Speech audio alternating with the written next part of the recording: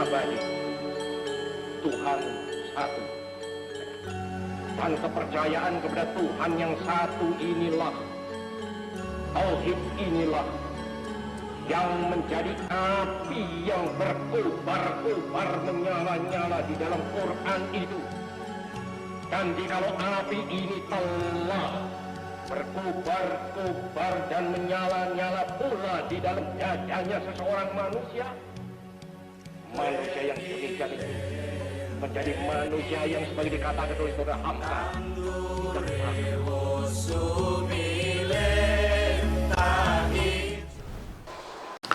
Bismillahirrahmanirrahim. Assalamualaikum warahmatullahi wabarakatuh. Alhamdulillahi rabbil alamin. Summa alhamdulillahi rabbil alamin. Assalatu wassalamu ala sayyidil mursalin, habibina wa syafi'ina wa maulana Muhammad wa ala alihi tayyibin wa sahbihi al-muntajabin wa tabi'ina lahum bi ihsanin ila yaumiddin. Sahabat Islam ramah, marilah kita senantiasa bersyukur atas rahmat dan nikmat yang dikaruniakan oleh Allah kepada kita semua, kepada negeri ini. Mudah-mudahan para pemimpin dan warga Indonesia selalu diberi keberkahan, diberi kesehatan, diberi perlindungan. Apalagi di tengah wabah COVID-19 ini, kita harus terus banyak bersyukur. Mudah-mudahan Allah cepat mengangkat wabah yang betul-betul menguji kita sebagai sebuah bangsa, menguji kita sebagai umat Islam, agar senantiasa percaya bahwa likulli da'in dawaun, bahwa setiap penyakit pasti ada obatnya. Itulah takdir dan kuasaan Allah bagi kita semua.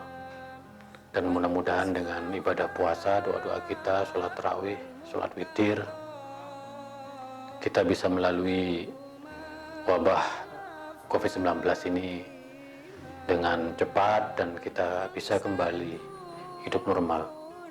Jadi syukur adalah kunci bagi kita untuk keluar dari segala tantangan, musibah, dan wabah. Selawat serta salam mari kita terus sampaikan, kita terus ucapkan, kita terus kumandangkan kepada baginda Rasulullah SAW dan keluarganya. Mudah-mudahan selawat-selawat kita akan menjadi sekali lagi kekuatan batin kita. Li khamsatun utfi biha haral waba'il hatima al-Mustafa wal Murtada wa ibnahuma wa Fatimah. Aku memiliki 5 kekuatan, 5 sosok yang dapat mengalahkan penyakit wabah yang sangat menakutkan, yaitu Al-Mustafa Nabi Muhammad, Al-Murtada Imam Ali karamallahu wajhah, Imam Hasan dan Husain, dan Sayyidah Fatimah Az-Zahra. Karena itu salawat kepada Rasulullah mudah-mudahan terus akan membangun kesehatan batin, kesehatan jiwa kita, sehingga kita mampu melalui hari-hari yang penuh dengan suka duka ini, insyaallah dengan keselamatan. Rabbana atina fid dunya hasanah wa fil akhirati hasanah wa qina adzabannar. Sahabat Islam ramah, tanpa terasa kita sudah banyak menggali, mengaji pemikiran keislaman Bung Karno. Sebuah pemikiran yang menyehatkan batin kita, menyehatkan pikiran kita. Sungguh pemikiran keislaman Bung Karno merupakan gizi bagi kita umat Islam, dan tentu juga bagi umat agama-agama yang lain, bahwa keislaman yang kita yakini adalah keislaman yang membangun keindonesiaan kita, membangun persaudaraan keindonesiaan kita, membangun persaudaraan keislaman kita, membangun kemanusiaan, solidaritas kemanusiaan di antara kita. Dan karena itu memang ini sebuah istihad, sebuah terobosan untuk mengetengahkan pemikiran-pemikiran dari para pendiri bangsa yang turut menyertai perjalanan bangsa ini dan terus membangun kesalehan publik, kesalehan bersama sebagai sebuah bangsa. Dan saya percaya bahwa pemikiran keislaman Bung Karno banyak mewarnai Indonesia, banyak menginspirasi para tokoh, para ulama, bahkan umat Islam Indonesia. Sahabat Islam Ramah, ngaji kita pada kesempatan kali ini yaitu tentang Al-Quran, kitab suci pembangun keimanan. Nah, ceramah atau pidato Bung Karno ini pernah disampaikan pada peringatan Nuzulul Quran di Istana 28 Maret 1959 dan juga peringatan Nuzulul Quran 15 Maret pada tahun 1960. Nah, tentu sekali lagi bahwa tradisi Nuzulul Quran yang dilakukan oleh presiden-presiden kita hingga Presiden Jokowi saat ini merupakan tradisi yang itu dilakukan oleh Bung Karno.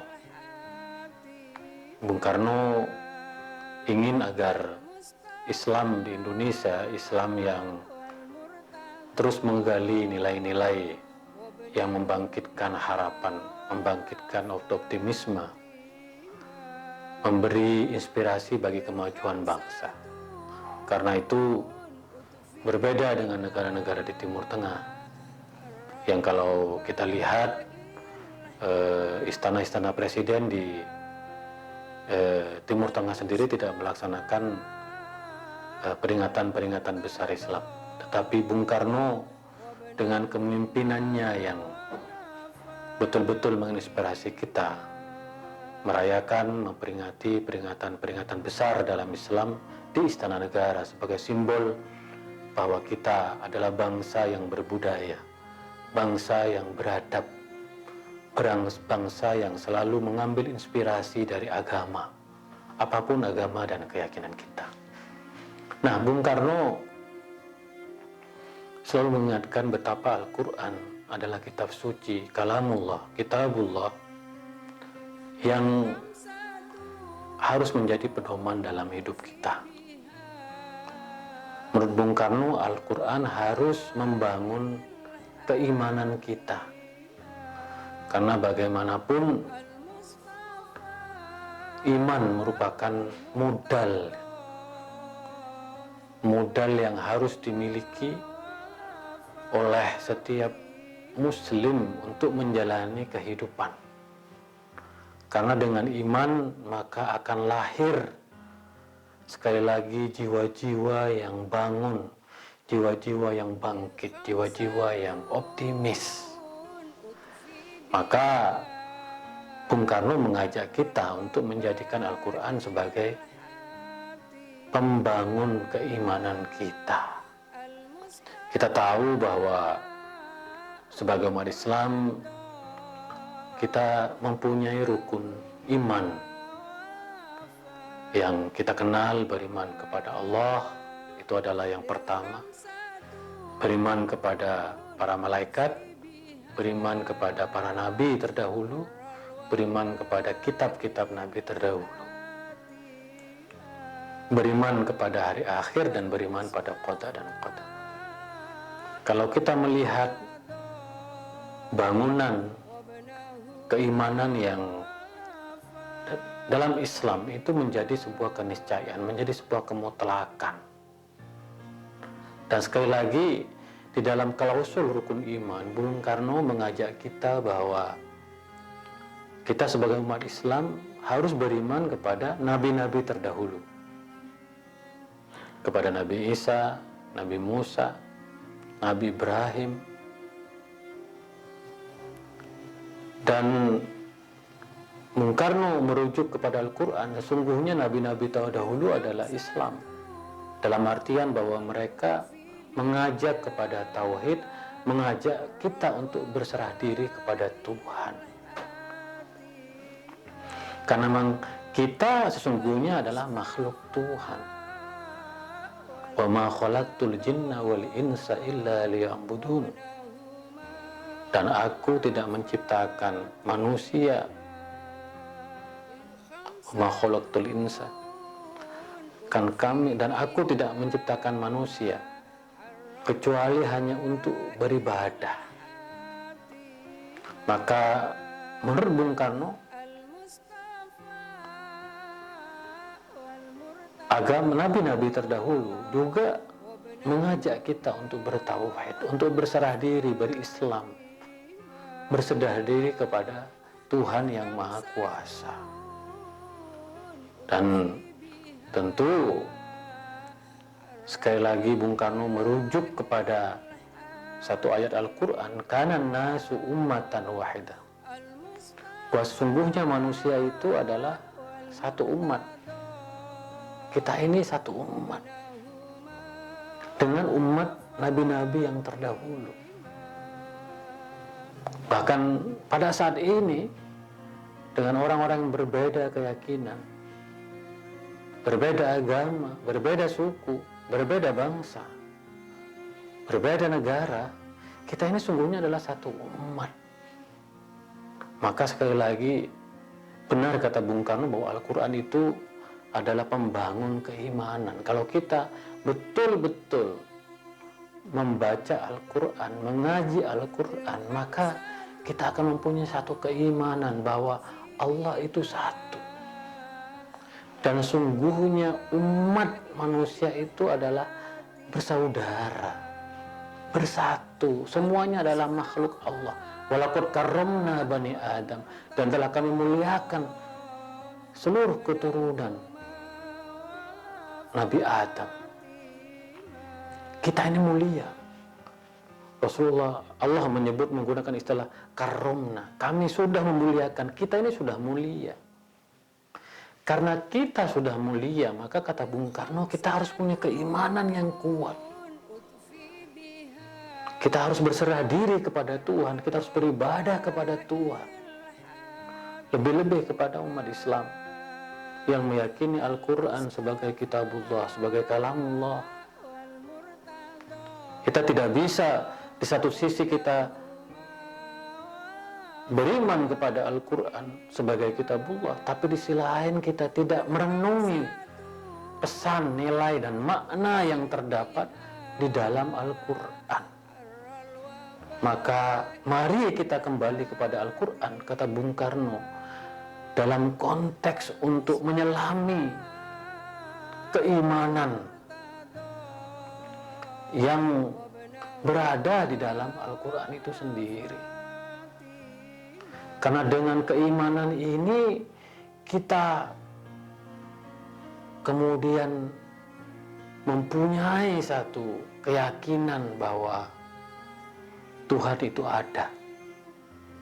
Mereka yang frustasi atau mungkin yang menjadi teroris Bung Karno karena mereka tidak mempunyai iman. Mereka tidak tahu bahwa ada Allah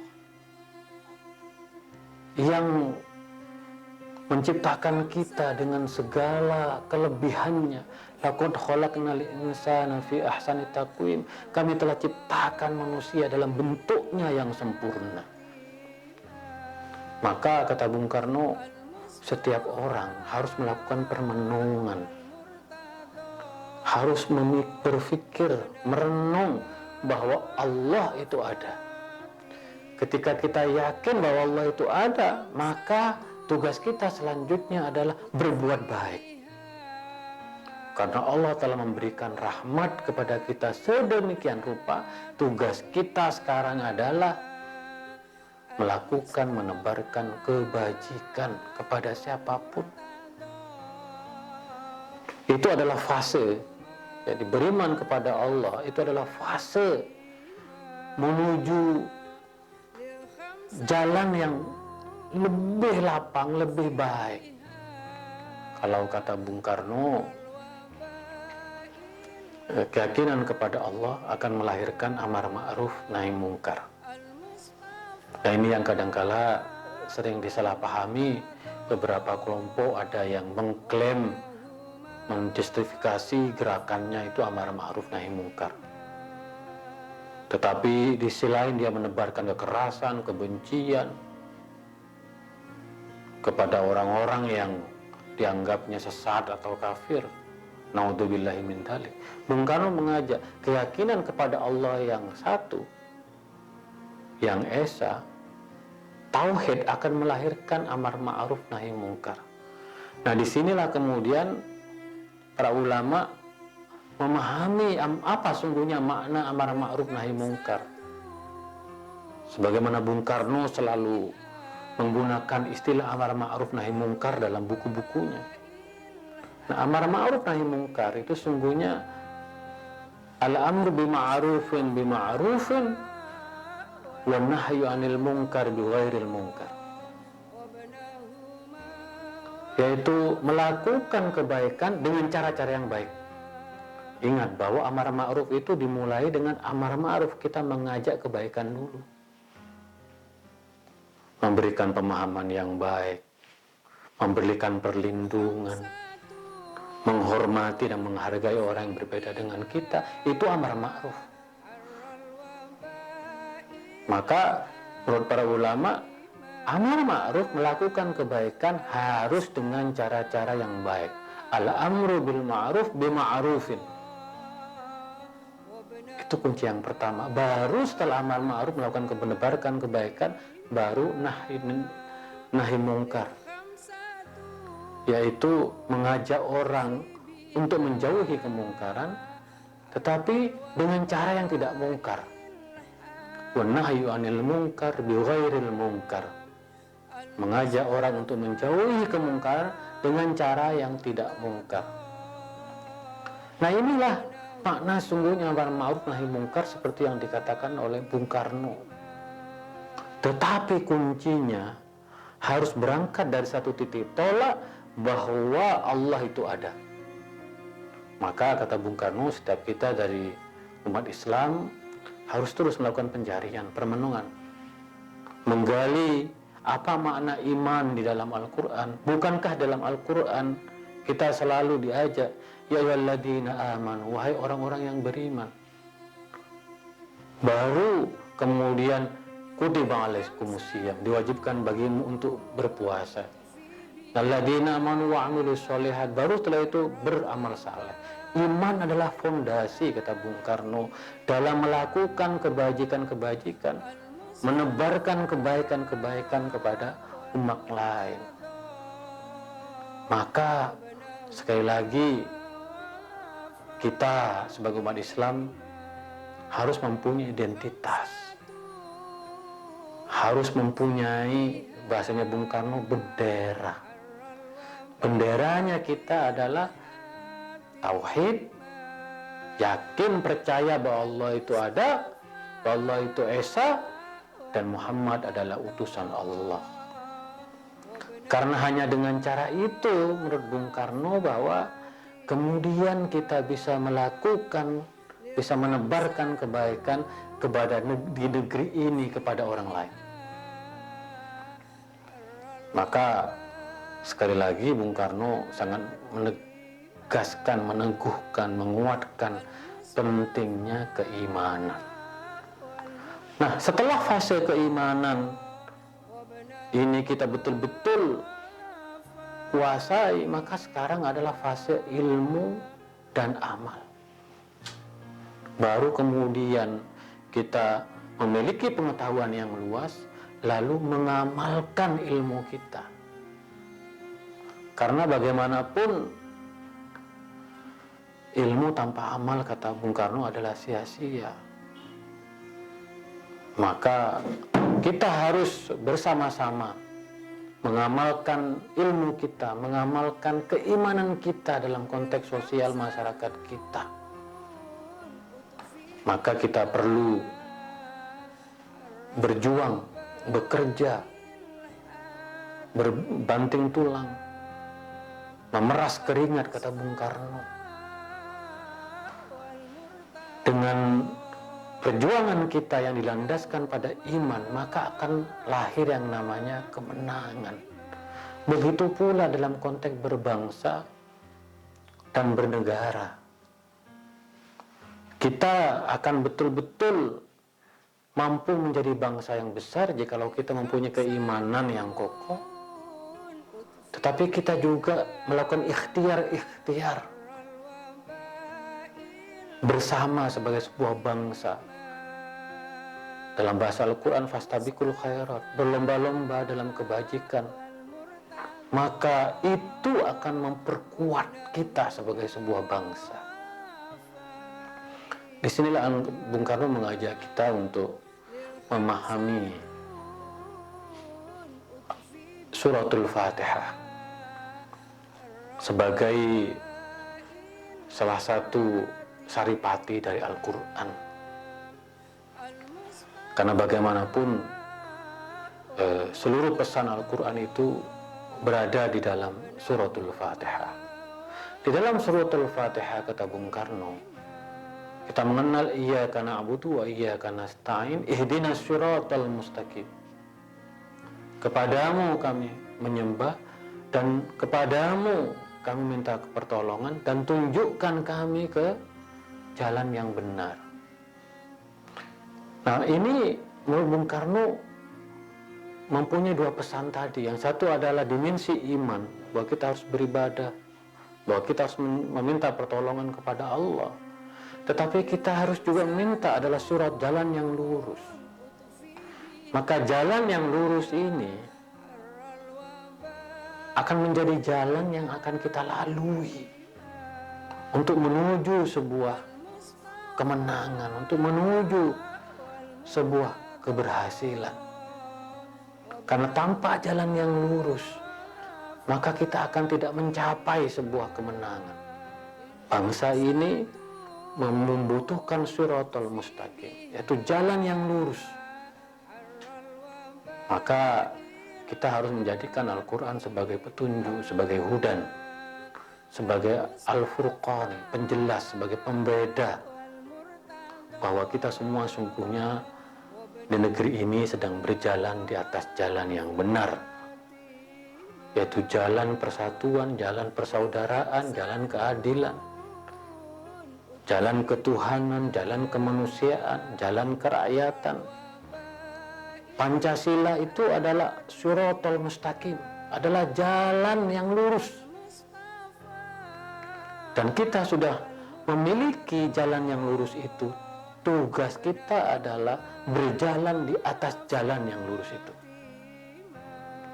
Dan insya Allah kalau kita betul-betul mengamalkan Pancasila, maka kita akan mendapatkan seluruh mimpi dan cita-cita kita untuk memberikan perlindungan, untuk menjamin kesejahteraan, untuk mewujudkan kecerdasan dan perdamaian dunia.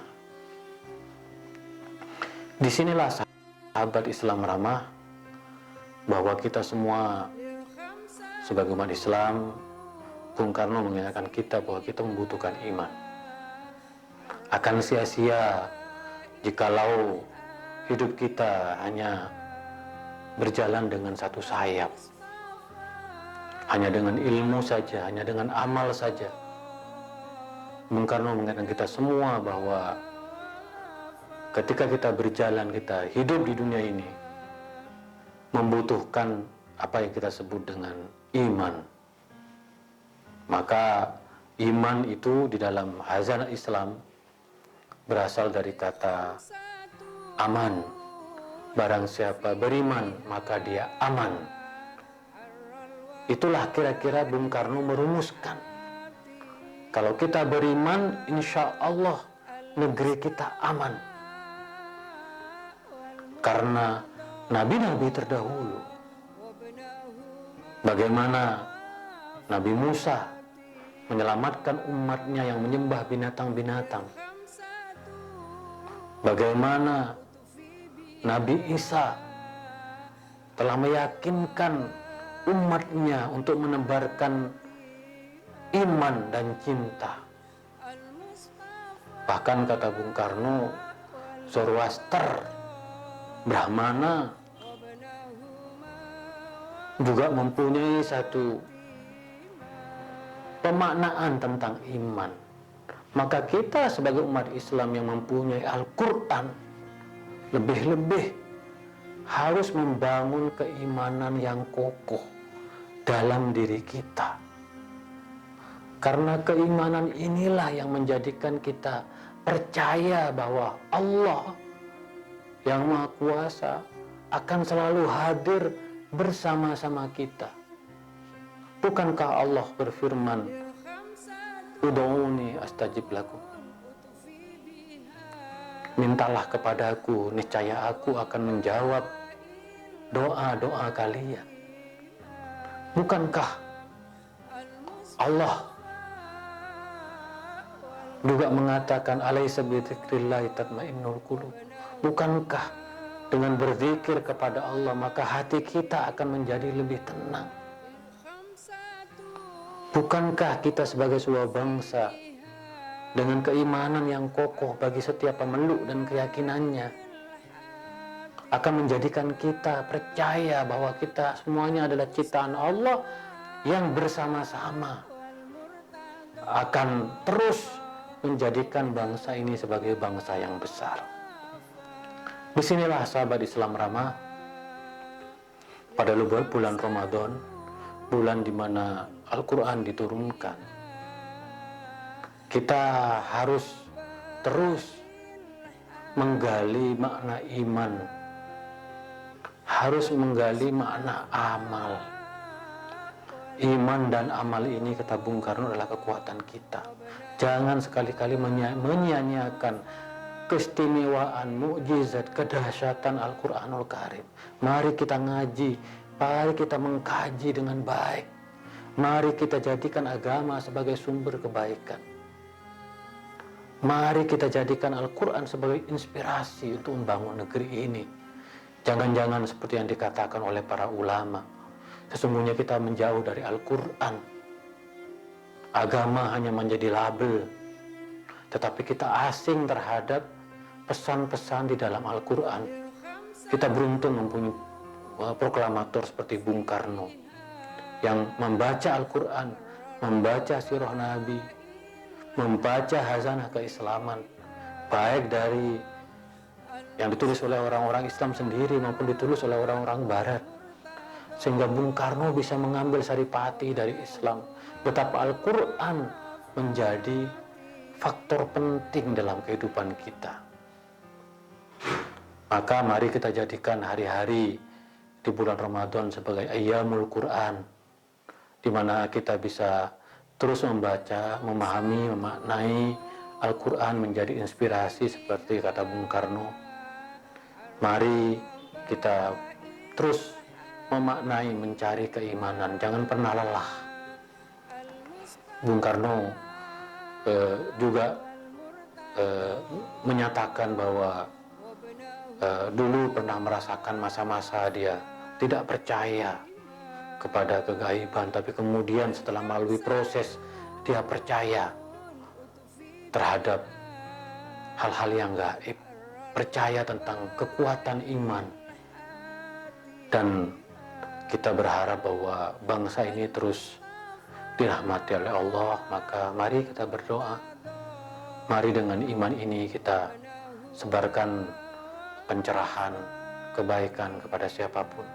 Dengan iman ini mari kita melakukan amar ma'ruf nahi mungkar. Sekali lagi, amar ma'ruf nahi mungkar ini bukan hanya sekedar alat politik untuk menebarkan kekerasan, bukan. Amar ma'ruf nahi mungkar adalah sebuah kebajikan, di mana amar ma'ruf diperintahkan menebarkan kebajikan. Mari kita menebarkan kebajikan, jangan menebarkan kejahatan, jangan mengganggu orang lain, jangan melakukan diskriminasi kepada siapapun. Nah, Bung Karno mengajak kita, insya Allah kita menang kalau kita berjuang. Insya Allah kita akan mencapai cita-cita kalau kita terus berada di atas Shiratal Mustaqim. Mari kita mengaji Al-Quran. Sahabat Islam Ramah, itulah kira-kira yang bisa sampaikan dalam ngaji pemikiran keislaman Bung Karno. Mudah-mudahan Bung Karno mendapatkan tempat yang baik di sisi Allah SWT, dilapangkan alam kuburnya, dimasukkan ke dalam surganya. Karena amal-amal Bung Karno di dunia, khususnya bagi Indonesia, sangat luar biasa. Jangan lupa kita terus mengirimkan Al-Fatihah kepada Bung Karno, kepada pendiri bangsa. Mudah-mudahan kita diberi kesempatan untuk melanjutkan amal-amal baiknya, pikiran-pikiran yang cemerlang, khususnya pemikiran keislaman. Itulah kira-kira dari saya. Kurang lebihnya mohon maaf. Kita akan sambung lagi esok hari. Wa ma taufiqi illa billah, alaihi tawakkaltu wa ilaihi unib. Wallahul muwaffiq ila aqwamit thoriq. Assalamualaikum warahmatullahi wabarakatuh.